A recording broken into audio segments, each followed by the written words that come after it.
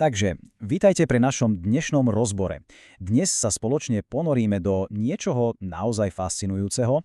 Urobíme si takú hĺbšiu historickú a literárnu analýzu textov z liturgie Turíc, a to presne tak, ako ich vo svojich mimoriadne prepracovaných komentároch vyložila Marie-Noëlle Thébut. Je to výborná príležitosť pochopiť tieto prastaré texty v ich skutočnom historickom kontexte a odhaliť ten hĺbší význam, ktorý sa inak môže tak trochu skrývať za obrazným jazykom. Dobre, poďme sa do toho rovno pustiť a pozrieme sa, čo nás čaká. Najprv preskúmame pôvod Turíc, následne sa pozrieme na tzv. Dych stvorenia, potom odhalíme metaforu ľudskej mozaiky a nakoniec prejdeme k misii odpustenia. Časť prvá. Pôvod Turíc. Začíname? Hneď na úvod sa presúvame k prvému textu našej analýzy, a to ku knihe Skutkov apoštolov. Viete, mnoho ľudí dnes vníma Turíce čisto len cez optiku Nového zákona, ako by vznikli z ničoho. Ale historická realita? Tá je úplne iná.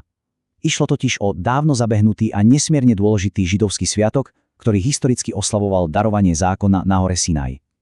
Tento sviatok pravidelne do Jeruzalema priťahoval obrovské, neuveriteľne rozmanité davy ľudí z celého vtedajšieho známeho sveta. Proste tisíce pútnikov, ktorí prišli spoločne osláviť zmluvu. A práve tu komentár upozorňuje na jednu geniálnu vec. Autor Skutkov apoštolov totiž doslova majstrovsky prepája tri úplne odlišné starozákonné odkazy do jednej plynulej línie.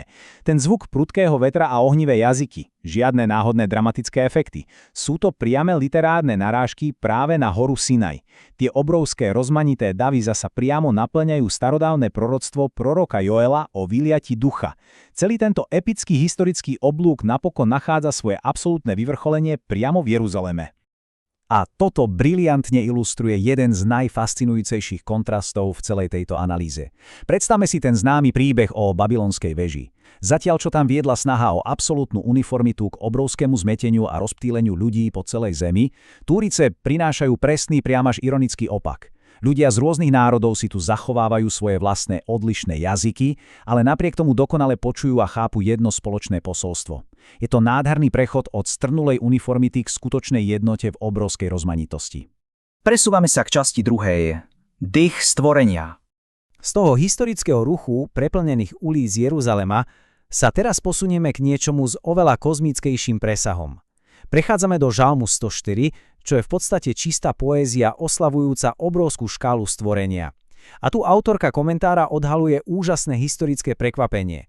Nachádza totiž fascinujúcu paralelu medzi týmto biblickým žalmom a prestarou básňou od egyptského faraóna Achnatona. Štýl úžasu nad prírodou je v oboch textoch takmer identický. Ale je tu jeden zásadný, priam prevratný rozdiel. Zatiaľ čo faraón považoval samotné slnko za najvyššieho boha, žalmista ho úmyselne redukuje len na obyčajné stvorenie, iba na púhe svietidlo s jasne určeným časom západu. Jediným vládcom tu zostáva výlučne stvoriteľ. Z tohto porovnania nám vyplýva jedna nesmierne hlboká myšlienka. Komentár zdôrazňuje, že stvorenie sa tu vôbec neberie ako nejaká izolovaná udalosť v dávnej minulosti. Zmysel nie je taký, že svet bol jednoducho vytvorený a potom ponechaný sám na seba. Nie. Stvorenie je tu definované ako trvalý, neustály vzťah. Ako sa píše v samotnom texte, zosielaš svojho ducha, sú stvorené a obnovuješ tvárnosť zeme. S každým jedným dýchom sa tvorstvo obnovuje. Sme naplnení samotným dýchom stvoriteľa a práve to nás dynamicky udržiava pri živote. Časť tretia. Ľudská mozaika. Vráťme sa z toho kozmického priestoru pekne späť na úroveň medziľudských vzťahov. V prvom liste Korinťanom preskúmame, ako sa vlastne tieto texty vysporiadali s tedajšou tvrdou sociálnou hierarchiou. Predstavme si tú starovekú spoločnosť. Samé prísne triedne, rasové a náboženské bariéry. A zrazu do tohto kontextu prichádza text s niečím úplne radikálnym. Dochádza k okamžitému vymazaniu týchto dávnych rozdelení. Židia alebo pohania, otroci alebo slobodní. Všetky tieto prísne strážené kategórie zrazu strácajú akýkoľvek význam. Je to absolútne rázne odmietnutie myšlienky, že by niekto bol hierarchicky nadradený inému. No a to, čo je na tomto naozaj zaujímavé, je samotná vízia, ktorú z toho analýza vyvodzuje. Namiesto akejkoľvek mocenskej pyramídy, tento text prirovnáva cirkev, či to spoločenstvo ľudí, k obrovskej pestrej mozaike. Každý kúsok mozaiky je iný, jedinečný, má svoju farbu a tvar. Ale práve vďaka tomu, že sú také rozdielne, dokážu spoločne vytvoriť nádherný celok. Odlišnosti sa jednoducho neberú ako problém. Naopak slúžia ako ten nevyhnutný predpoklad pre dosiahnutie pravej, hlbokej jednoty. A to nás plynulo privádza k záverečnej 4. časti – misia odpustenia. Odtiaľto sa presúvame z tej celospoločenskej roviny do úplne osobnej, intímnej sféry, ktorú predkladá Evanjelium podľa Jána. V prameňoch sa nám zrazu objavuje veľmi špecifický údaj – prvý deň týždňa. Literárne a historicky to ale nie je len nejaké suché konštatovanie dátumu. Je v tom ukrytá obrovská symbolika. V starej tradícii sa prvotné stvorenie odohralo za 7 dní však a tak prvý deň týždňa v skutočnosti funguje ako silný symbol pre tzv. 8. deň. Deň, na ktorý ľudstvo celé veky čakalo, moment úplne nového, definitívneho stvorenia. Poďme sa posunúť ďalej a pozrime sa, ako sa to celé buduje a rozvíje v logickom slede.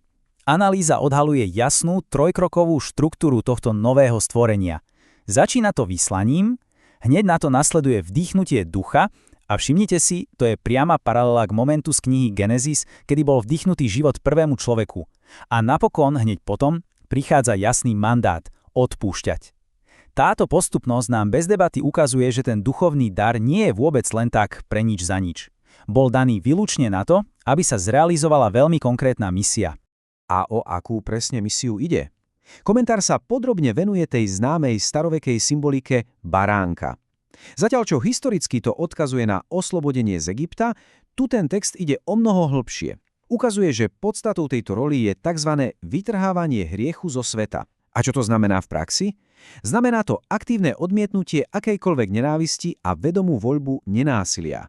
V podstate ide o to, že na krutosť sa nereaguje rovnakou mincov, ale práve naopak, pokorou a zríknutím sa násilia. Analýza nám tu predkladá naozaj nádhernú a ústrednú myšlienku. Odpustenie podľa tohto výkladu nie je len nejaký strnulý formálny akt, ktorý sa učíme naspamäť. Text naznačuje, že schopnosť odpúšťať nám je dovnútra doslova vdýchnutá. Predstavte si to ako herca na javisku, ktorému šepkár zo zákulisia presne v tom najťažším momente pošepká tie správne slová. Presne takýto vnútorný princíp nám priamo vnúká slová odpustenia. Úlohou človeka je potom zobrať tieto vnúknutia a reálne ich pretaviť do fyzického sveta okolo nás. Zásadným bodom teda je, k čomu všetky tieto starobilé texty vlastne smerujú. Všetky analyzované zdroje odhalujú spoločný naratív, premenu hlbokého rozdelenia na prekvapivú jednotu a snahu nahradiť ten nekonečný kruh násilia skutočným milosrdenstvom.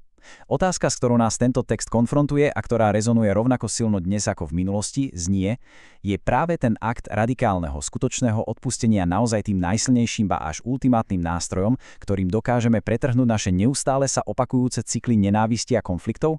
Nuž, to je naozaj silná myšlienka, ktorú si z dnešného rozboru určite stojí za to vziať so sebou.